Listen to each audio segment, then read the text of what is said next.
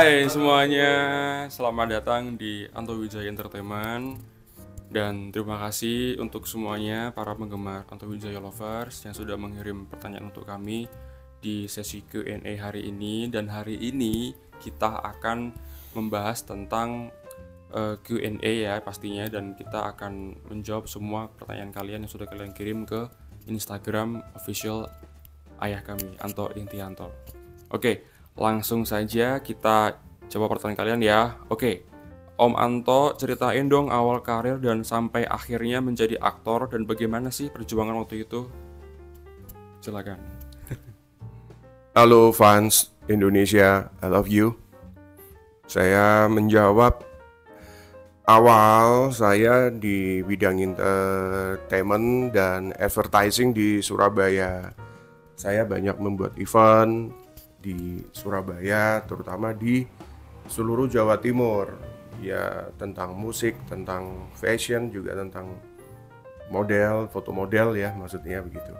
Dan ada beberapa dulu juga saya bersama teman-teman itu membuat suatu majalah, di mana majalah itu banyak dilihat pemirsa-pemirsa yang ada kebanyakan di Jawa Timur. Dan sampai saya mengenali dunia fashion di Jakarta tentunya, dan pernah kita ke Jogja juga, pernah kita ke Semarang, karena kita menjajaki untuk tahap-tahap dari daerah, ya dikatakan masih di tempat daerah ya, tapi di ibu kota di Semarang, Solo, di Jogja kita selalu gelar beberapa fashion, di Jawa Timur juga di Malang, di Madiun, dan sampai di Bandung dan di Jakarta, dan semua naik program dan bergantian acaranya. Banyak yang melalui ke beberapa ini ya, lembaga ini ya, perusahaan yang dikatakan mungkin organizer, dan akhirnya kita juga terus berkembang sampai ke tetap di foto model dan foto model dan advertising, dan akhirnya sampai ke film dan event tertinggi. Event tertinggi saya di model ialah di Radian Yamin dan Piala Eni Sukamto, Piala Radian Yamin, dan di event yang terbesar di eventnya Bapak Sudikatmono waktu itu ya, The Best Model Pageant ialah pada saat itu kita ada 2 tahap untuk nasional. Saya memegang nomor 1 The Best Model dan favorit, dan juga di tingkat internasional saya dengan orang-orang, maksudnya dengan teman-teman dari Asia Tenggara, saya mendapat di foto model dan di favorit. Dan setelah itu kita berkembang ke film, berkembang karena sudah banyak saya tampil di beberapa semua media. Oke. Selanjutnya nih, kapan mereka tahu kalau papahnya seorang aktor dan banyak fansnya? Terus kesannya gimana sih pas waktu tahu, dan apa mereka merasa terbebani karena banyak orang yang membanding-bandingkan? Pertanyaan ini untuk kedua putra Mas Anto. Oke. Kalau dari saya pribadi sih, saya tahu waktu kelas 3 SD ya. Itu saya waktu itu iseng-iseng ini ya, mengambil di ruang kerjanya ayah itu film Angling Dharma deh, bentuk VCD, ada 6 apa 7 itu. Jadi waktu awal tahu itu saya iseng-iseng masukin nonton film itu, dan akhirnya wah ternyata memang aktor ya. Terus saya ngikutin terus sampai akhirnya dari mulai awal Brahma Kumbara, nyimpen juga itu kasetnya sampai Tutur Tinullah sampai Angling Dharma, saya tonton semuanya, dan akhirnya saya takjub dan terkagum dan bersyukur sekali, alhamdulillah dilahirkan oleh seorang keluarga seniman, dan bagi saya itu sungguh menakjubkan ya, dan alhamdulillah sih itunya untuk saya pribadi ya.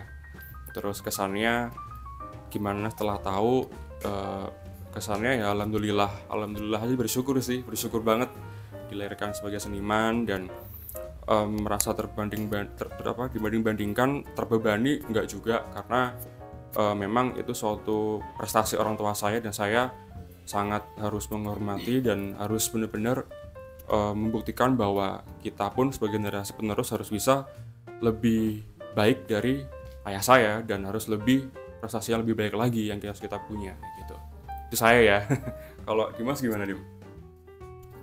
Kalau saya pertama kali Bapak mengetahui seorang aktor itu ketika saya sama mas saya sedang nonton TV di suatu iklan gitu. Terus saya waktu kecil pas waktu antara TK atau SD gitu, pas waktu siang harinya lihat TV, tiba-tiba ada suatu film yang itu ada seorang bapak saya gitu, yang yang judulnya film Angling Dharma. Kemudian kedua, saya juga melihat banyak iklan-iklan yang Papa pernah perankan, seperti kayak minuman dan apapun itu juga. Terus kemudian yang paling saya sangat senang bahwa di saat itu juga banyak orang mengenali, termasuk di dalam lingkungan sekolah saya, seperti orang-orang guru-guru saya semua, dia juga banyak yang fans kepada Papa gitu. Sangat-sangat mengagumi. Bahkan yang paling terkesan itu semua ingin kalau bahwasanya Papa pas waktu zaman itu di 2000-an, antara 2008 2009 itu, untuk bisa kembali lagi dalam layar kaca gitu. Dan kesannya saya sangat-sangat bangga gitu. Bangga banget dengan adanya menjadi anaknya Papa. Tetap sangat bangga. Selanjutnya, dulu pas dapat peran utama itu dipilih langsung atau casting sama Pak Budi? Kita di casting, dan tidak begitu mudah. Banyak siapa-siapa di saat kandidat itu ada beberapa, sekitar ada 10 personal itu yang saya tahu, dan ya begitu, jadi tidak mudah. Oke, begitu jawabannya. Selanjutnya nih, Mas Anto sekalian bikin podcast tentang Insan Film Lagadong. Ya, nantinya pasti akan kita kembang secara struktural dan step by step, di mana nanti kita melihat ini keadaan-keadaan ya step by step. Oke, seperti itu. Oke. Next, apa kesan dan pesan Mas Anto yang dirasakan setelah menjadi pemeran utama Angling Dharma dan Tutur Tinular? Kesan saya di Angling Dharma dan Tutur Tinular, Angling Dharma lebih panjang, Tutur Tinular agak pendek ya, 4 tahun. Tapi tantangannya lebih banyak di Tutur Tinular. Tantangannya tuh luar biasa ya, tentang bagaimana kita harus mengolah ya semuanya, dan cara kerjanya lebih cepat di Angling Dharma karena teknologi semuanya ada dikembangkan di tempat di Angling Dharma. Perbedaannya itu, dan pesannya ya masih ada lebih besar lagi tantangan di Angling Dharma dan Tutur Tinular masih sebelum dikatakan sangat maksimal. Masih banyak sekali yang kalau saya melihat dari banyak yang kita pelajari ya gitu. Oke.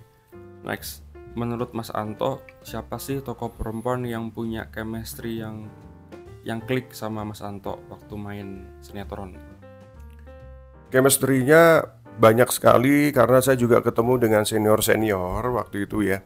Ada beberapa senior dan ada beberapa pendatang juga. Mereka sangat intens dan dia sangat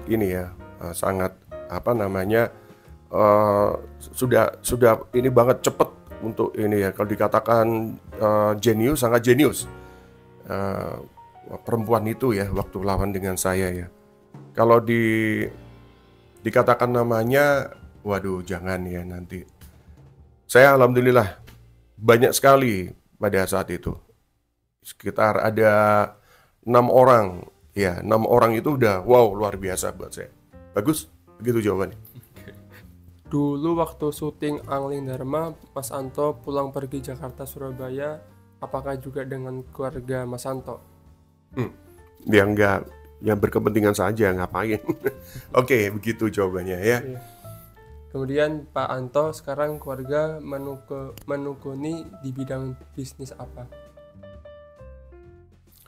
Saya tetap orientasi entertainment forever, entertainment selama-lamanya. Dan ada beberapa hal itu yang tidak dimengerti untuk keluarga, ya saya tidak perlu untuk keluarga, terutama untuk anak-anak. Ini yang saya arahkan adalah tetap entertainment. Demikian. Baik. Om Anto asli orang mana? Apakah ada campuran luar negeri dan apa hobinya Mas Anto? Dan sama makanan favoritnya Mas Anto? Saya asli orang Jawa Timur. Saya dilahirkan di Surabaya. Tapi leluhur saya dari Yogyakarta. Karena saya tahunya juga dari dari keluarga ibu dan keluarga bapak. Lalu itu juga cerita dari ibu saya. Dan hobi saya tetap adalah selalu berbuat yang lebih banyak agar mendapatkan pengembangan itu, dan selalu berpikir itu hobi saya. Olahraga pasti, makanan juga makanan sehat pasti, makanan favorit semuanya oke, asal sehat. Lemak-lemak boleh, sekali-sekali kita juga membutuhkan lemak itu, tapi tidak boleh terlalu sering, terutama sayuran. Oke, itu oke ya. Terus sekarang Om Anto fokus dalam hal apa dan kenapa milih hal itu? Om Anto lebih suka meranin film kolosal atau drama modern keluarga, dan alasannya kenapa? Sekarang saya fokus dalam hal tetap seperti tadi ya. Saya selalu ingin mengerjakan bidang entertain, karena itu adalah ada di tempat yang awal, di mana saya entertain ini adalah pengaruhnya sangat luas sekali, dan ini juga akan saya kembangkan bersama anak-anak.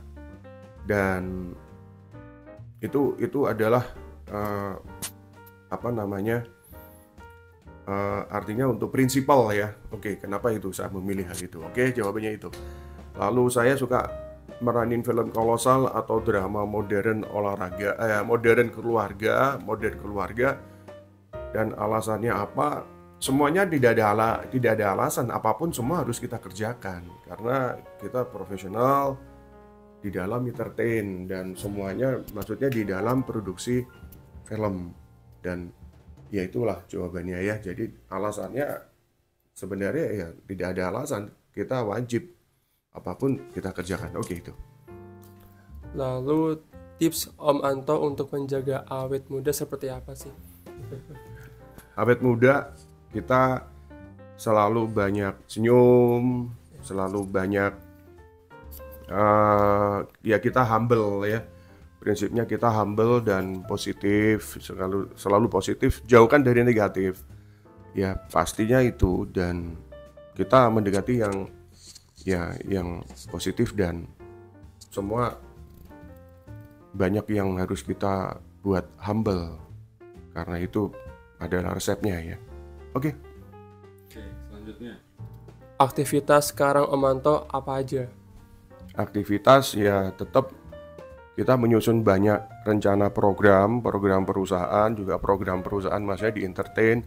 Terus ada beberapa program pekerjaan berkaitan dengan perusahaan-perusahaan di bidang yang lain juga. Ya, aktivitasnya seperti gitu ya.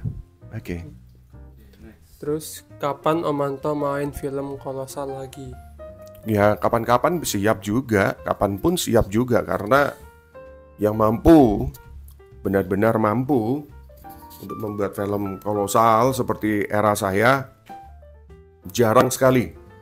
Dan maaf, memang tidak mudah ya, tapi saya doakan ada.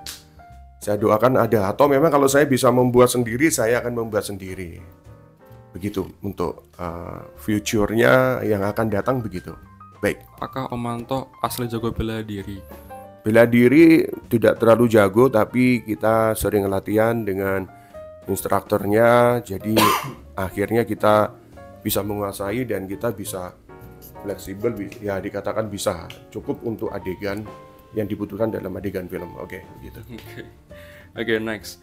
Waktu syuting bareng Mesin pakai bahasa apa sih Om? Dan pengalaman yang lucu sama Mesin apa aja, boleh cerita nggak? Bahasa kita tetap memakai masing-masing, dia memakai bahasa Mandarin dan saya juga memakai bahasa Indonesia, dan itu nanti ada cue-nya supaya kita bisa bergantian. Cue itu taktik-toknya juga kita bisa diatur karena kita latihan-latihan akhirnya menjadi biasa dan bisa dikuasai. Catatannya itu. Dan pengalaman sama Mesin apa aja, tentunya ya saya mendengarkan bahasa Mandarin ya lucu sekali. Begitu juga dia mendengar bahasa Indonesia, kadang-kadang lucu juga, saling balas-balasan.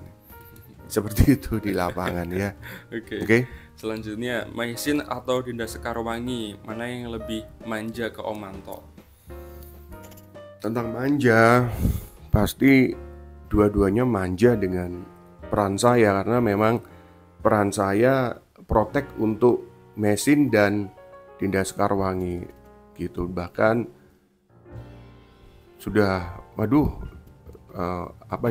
banyak sekali ya manja-manjanya gitu ya. Iya itu deh. Oke, selanjutnya, sejak umur berapa awal Om Manto terjun ke dunia hiburan? Saya sejak umur, jadi tahun 88 saya sudah di hiburan di Surabaya. Tahun 88 berarti umur 19 tahun. Oke, dari situ ya. Oke, sampai selama-lamanya nanti. Oke.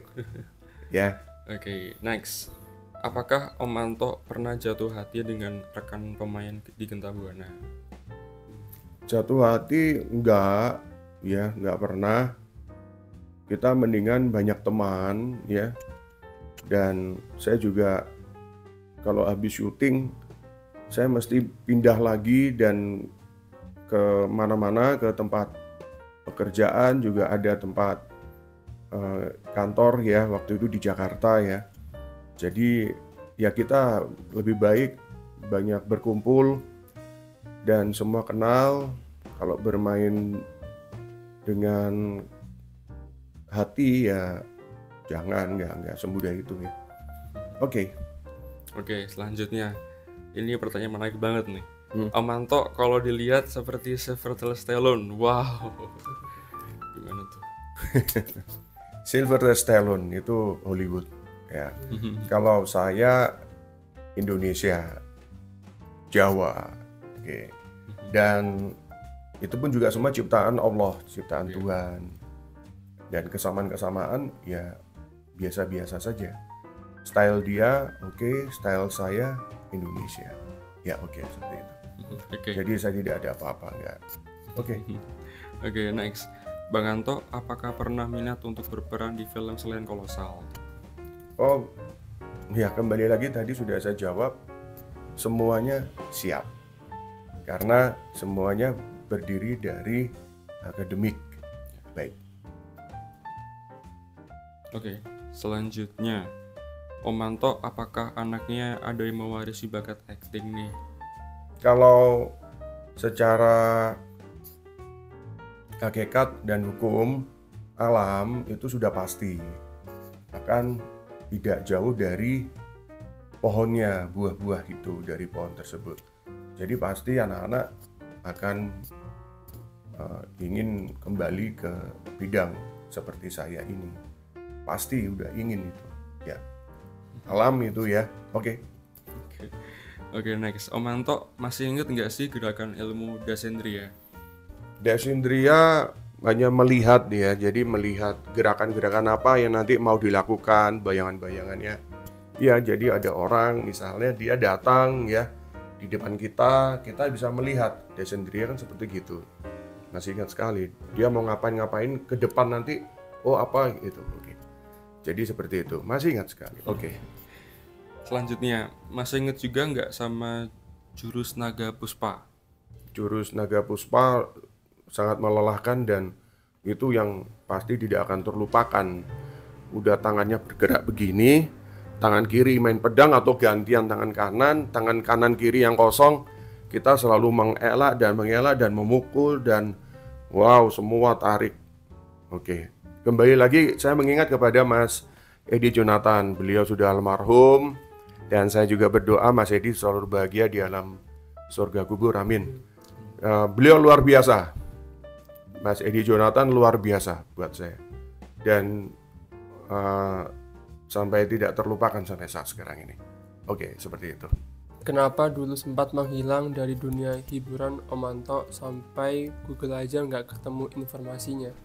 Menghilang enggak, cuma biasa saja saya tetap di Indonesia dan saya hanya di Jakarta, pekerjaan Jakarta, Semarang, terus sampai ke Cirebon juga hanya di Pulau Jawa saja, jauh-jauh mungkin ke Medan sampai ke Makassar karena ada urusan pekerjaan di luar dari bidang entertain dan saya juga sama sekali menutup tidak pernah ada kontak melalui siapapun yang ada kaitannya dengan entertain. Jadi ya dikatakan memang seperti demikian, lost, hilang atau apa, tapi enggak, biasa saja saya ketemu sekarang kembali lagi juga seperti sekarang ini. Oke. Apakah harapan dan tujuan ke depan untuk Om Anto dan anak-anak membuat YouTube ini, dan apakah Om Anto di tahun 2023 akan membuat sesuatu karya film baru seperti modern atau kolosal lagi kah, dan anak-anaknya yang juga bakal meneruskan jejak bapaknya? Harapan dan tujuan ke depan untuk YouTube sangat diperlukan karena itu adalah informasi kepada sosok figur itu perlu karena dibutuhkan untuk semua fans seperti saya. I love you fansku Indonesia. Dan itu pasti ya, untuk tahun 2023 membuat suatu karya juga pasti. Mulai dari kemarin tahun 2022 saya sudah setting juga, udah semua setting secara sempurna sederhananya, dan ada juga yang sangat rumit. Itu pun juga pasti nanti akan kita program semua rencana-rencana tersebut ya. Dan kolosal atau film modern itu fleksibel ya. Fleksibel dengan keadaan bagaimana yang kita temukan, bagaimana programnya juga yang akan kita utamakan, itu sesuai dengan itu. Semua fleksibel, apapun bisa. Terus untuk anak-anak juga bakal meneruskan, itu sudah absolutely pasti itu. Dan itu semuanya akan kita gerakkan dengan kerjasama dengan Arya Dimas dan teman-teman juga. Saya juga berdoa supaya saya bisa bekerja dengan tim yang benar-benar melakukan semua pekerjaan dengan hati dan penuh komit dan happy dan sukses dan wow, sukses terus ya. Amin. Jadi akhirnya sudah selesai juga nih kita menjawab semua pertanyaan kalian ya. Dan boleh nanti kalian kalau mau request apa untuk kita, Kak bikin dong apa gitu, silahkan komentar di bawah ini. Dan terima kasih juga untuk kalian semua yang sudah antusias sekali untuk mengirim pertanyaan ini semuanya, dan kami sangat menghargai itu. Dan utamanya juga papa saya sangat berterima kasih juga. sama-sama semua. Dan harapan semuanya lancar. Dan oke, kita tunggu ya untuk dari kalian yang mau request apa untuk nextnya segala macam. Oke, terima kasih sebelumnya, sampai jumpa lagi, dah.